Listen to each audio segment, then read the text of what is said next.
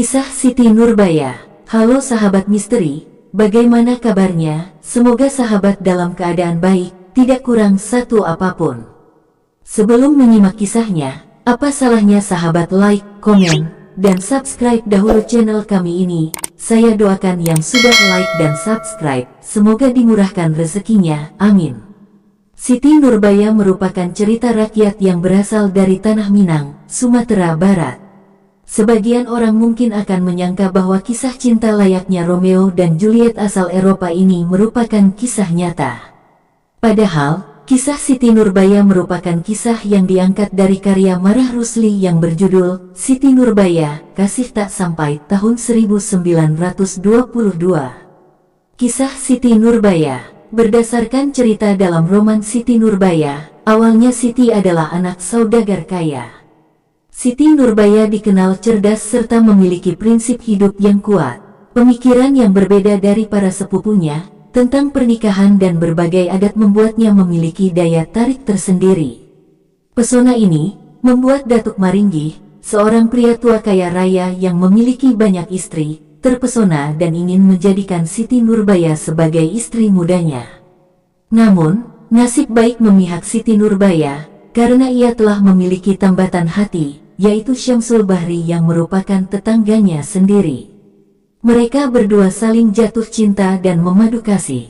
Kisah mereka berjalan lancar, hingga kabar bahwa Syamsul Bahri diterima untuk melanjutkan pendidikan dokter di Batavia, Jakarta, membuat kedua insan yang sedang dimabuk cinta tersebut harus menjalani hubungan jarak jauh. Tangis tak terelakkan oleh Siti Nurbaya ketika melepas Syamsul Bahri di Teluk Bayur, Padang, Sumatera Barat. Datuk Maringgih yang sejak pertemuan pertama sudah tertarik dan berambisi menjadikan Siti Nurbaya sebagai istri mudanya melakukan banyak cara. Mulai dari memintanya secara baik-baik hingga cara licik. Dengan dorongan rasa iri dengki pada bisnis Sulaiman, ayah dari Siti Nurbaya, Datuk Maringgih melakukan trik bisnis yang membuat Sulaiman jatuh bangkrut. Datuk Maringgih kemudian menawarkan pinjaman kepada ayah Siti Nurbaya dengan pinjaman berbunga. Sulaiman yang terdesak keadaan pun akhirnya menyetujui syarat itu. Namun Datuk Maringgih punya siasat licik. Saatnya tiba jadwal penagihan utang, Sulaiman tidak dapat melunasi uang-uang yang ia pinjam hingga akhirnya Siti Nurbaya menawarkan diri sebagai istri Datuk Maringgih dengan syarat bahwa utang ayahnya harus sudah dianggap lunas. Datuk Maringgih menyetujuinya. Inilah permulaan kesengsaraan Siti Nurbaya dimulai. Sebab Datuk Maringgih merupakan pribadi yang berwatak kasar. Tidak tahan dengan hal tersebut, Siti Nurbaya sempat melarikan diri ke Batavia menemui Syamsul Bahri. Nahas, Siti Nurbaya tidak dapat berlama-lama di Batavia karena mendapat kabar ayahnya meninggal. Melihat Siti Nurbaya yang kabur, Datuk Maringgih seketika membenci istri mudanya tersebut dan ingin memusnahkan Siti Nurbaya. Datuk Maringgih kemudian menyuruh anak buahnya untuk menawarkan lemang yang telah diberi racun kepada Siti Nurbaya, hingga ia meninggal karena diracun. Mendengar kabar sang kekasih hati meninggal, Syamsul Bahri berniat untuk balas dendam. Selang 10 tahun kemudian, Syamsul Bahri menyamar menjadi tentara Belanda. Saat ekspedisi, Datuk Maringgih memimpin perlawanan terhadap pemerintah Hindia Belanda sebagai protes atas kenaikan pajak. Letnan Mas, nama samaran Syamsul Bahri, ikut dalam perang tersebut sebagai bawahan pemerintah Belanda.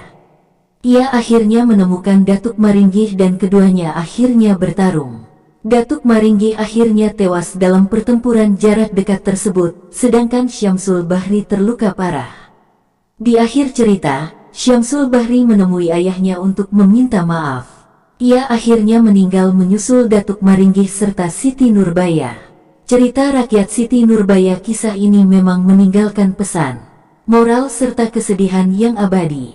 Roman yang menjadi ikon masyarakat Minang.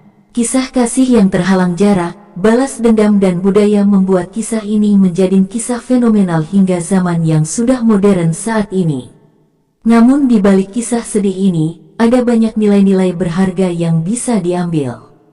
Kepopuleran kisah Siti Nurbaya sendiri bahkan menjadi ikon masyarakat Minang. Bahkan, Karena populernya cerita tersebut, di Gunung Padang dibuatkan kuburan Siti Nurbaya. Pengunjung harus menempuh perjalanan menaiki anak tangga sepanjang sekitar 1 km untuk sampai ke makam tersebut. Makam Siti Nurbaya terletak di balik bebatuan besar dengan diameter sekitar 3 meter yang membentuk celah kecil sebagai pintu masuk. Makam Siti Nurbaya berada di bawah lindungan batu sangat besar yang berfungsi sebagai dinding dan atap makam.